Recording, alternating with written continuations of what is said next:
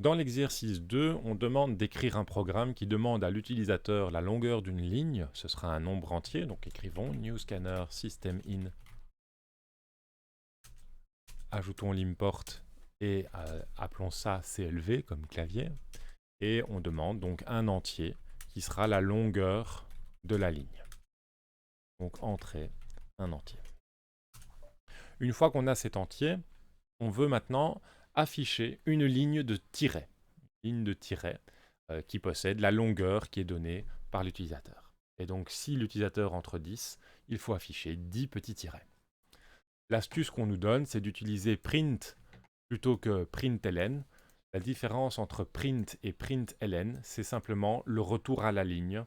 Println affiche un retour à la ligne après le texte, print n'en affiche pas. Et donc ici, si on fait plusieurs prints d'affilée, tous les éléments vont se retrouver sur la même ligne, alors que si on fait plusieurs println d'affilée, chaque élément va se retrouver sur une ligne à part. Ok. Donc pour afficher le bon nombre de tirets, on va avoir besoin d'une boucle. On doit répéter l'instruction d'afficher un tiret et on doit répéter ça le nombre de fois donné par l'utilisateur. C'est parti. Écrivons, comme on l'avait déjà fait précédemment, une boucle dont le point de départ c'est 1. Et tant que i est plus petit que la longueur, eh bien on veut afficher un tiret. Donc ici je mets afficher un tiret. Et j'enlève le ln qui avait été inséré automatiquement, donc j'utilise system.out.print et puis je mets le tiret. Donc tant que je suis dans la boucle, j'affiche des tirets. Et puis à chaque fois, je veux modifier la valeur de i pour passer à la valeur suivante.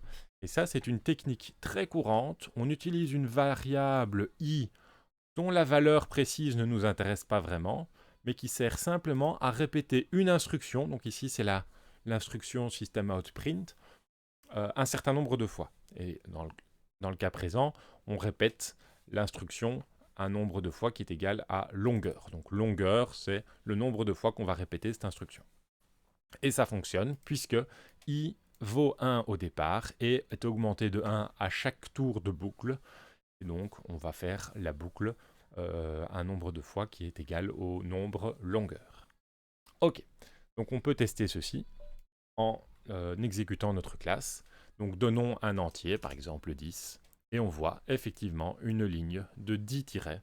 Si je mets un nombre entier un petit peu différent, par exemple 40, je vois une ligne de 40 tirets qui s'affiche.